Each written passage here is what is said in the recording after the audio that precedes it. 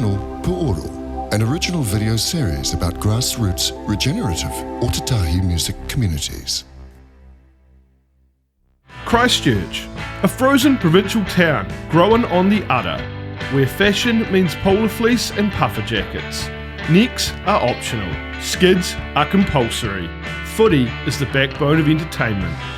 But in actual fact, it's a globally recognised winning combo of music, culture, surf, snow and lifestyle that attracts people from around the world and from across the country.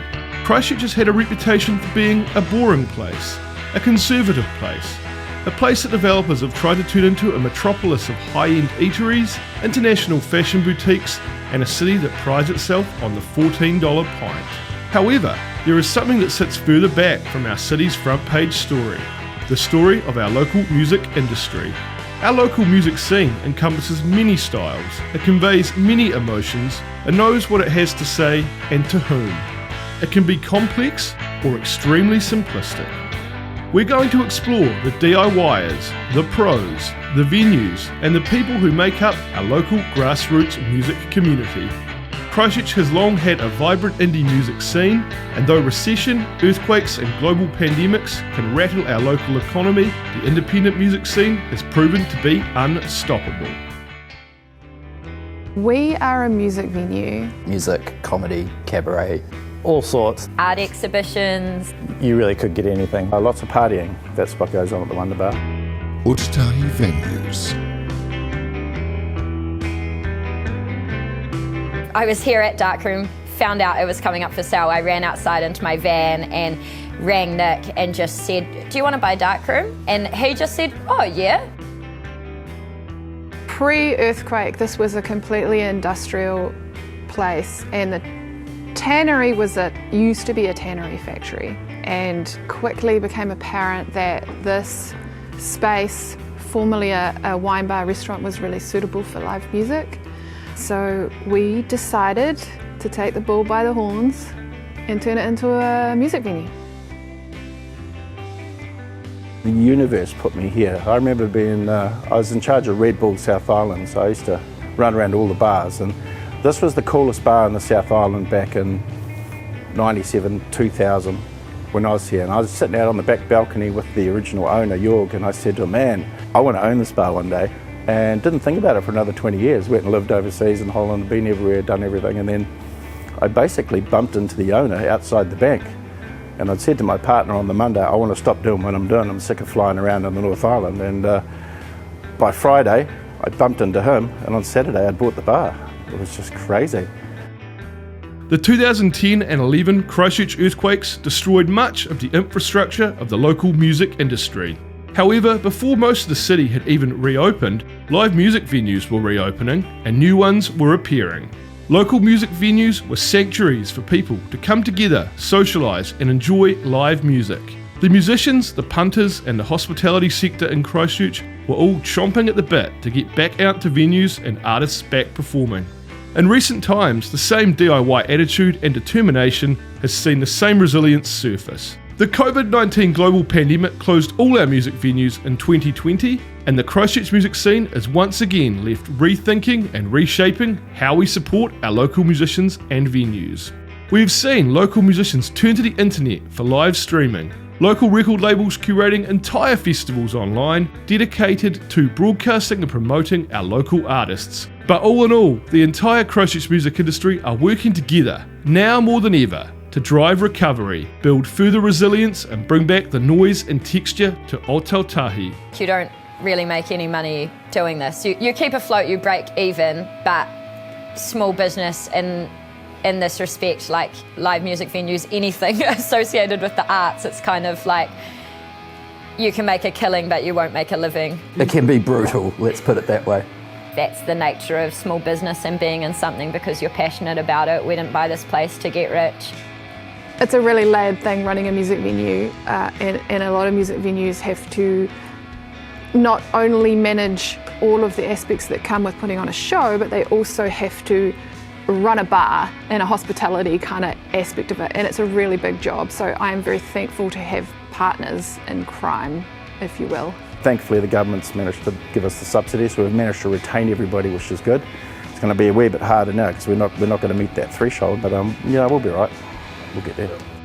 We are incredibly grateful for the support we've had financially and otherwise from our immediate community here in Ōtautahi, Christchurch, and broader New Zealand community when it comes to music and events, for getting us to the point where we're still here and we're still able to open. So we ran a boosted campaign with Save Our Venues. So it's kind of that space that to me represents kind of resilience in the community, coming together to have like a safe, fun space to be creative and perform in. So I think we have that legacy to live up to. Our city's been through so much. This is another thing we've been through. Darkroom, once again, is still going to be here.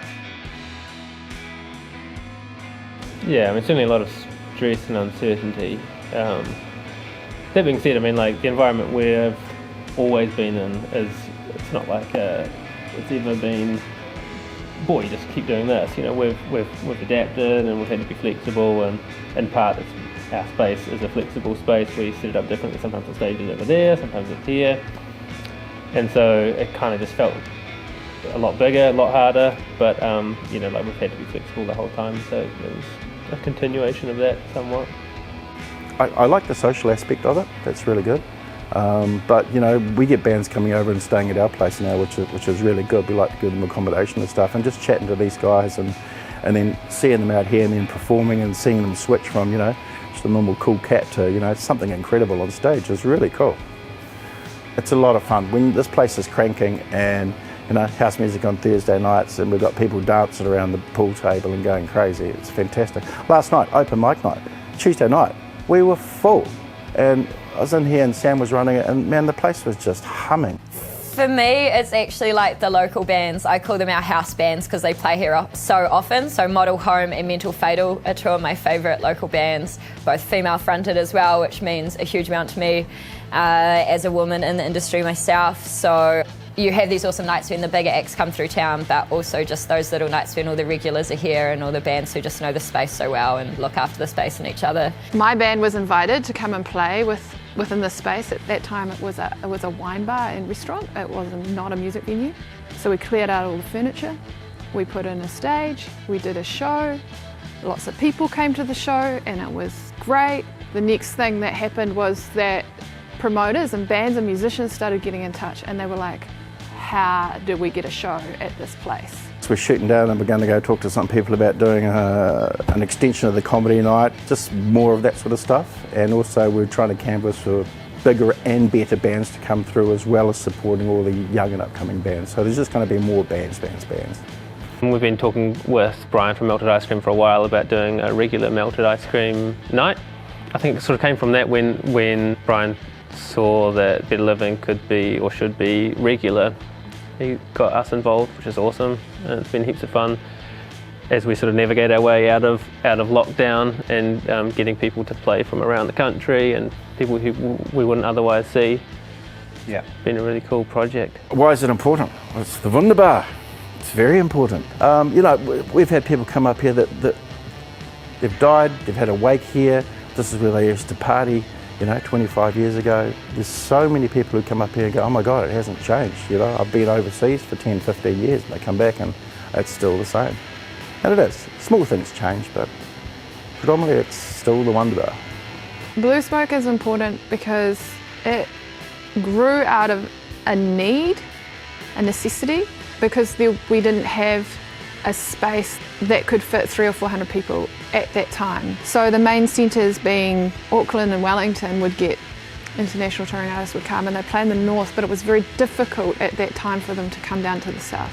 And so right now I want to protect this space so that those musicians will continue. And at the moment, obviously with the borders being closed, that's a national, but we have fantastic, incredible national touring artists. But if we can get them to come here, then we're a bouncing board for the rest of the South Island.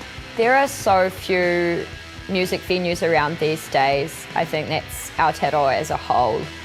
When I think of when I was a teenager and a young adult, how many venues I used to go to and I used to perform at and I used to work at that aren't around anymore. This isn't my bar, this is the Muso's bar. I just, you know, paid for the keys. I'm just a caretaker for their place. Like everybody who comes through here, you know, you got Marlon Williams, these guys are all cutting their teeth here, and my oldest Harding. You know, you got people who, I think Bono came up here once, this place's claim to fame. In fact, there's a lot of people who put so much of their time and energy and blood and sweat and tears into this space, and it's also, you know, we're very dependent on all of the amazing sound people, and they're all independent people who come and do the sound and the lighting and the backline, not even to mention the musicians. The simplest and most effective way to bounce back from hardship within our music scene is to develop new ways to work together, invite people in, make it non-exclusive, and to celebrate it.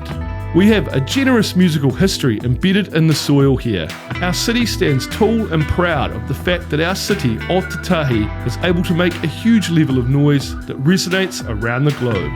We encourage you, the people of Ōtautahi, people of all ages, to feed your creative side. Get out to a local show, support local musicians and the venues who open their doors now more than ever.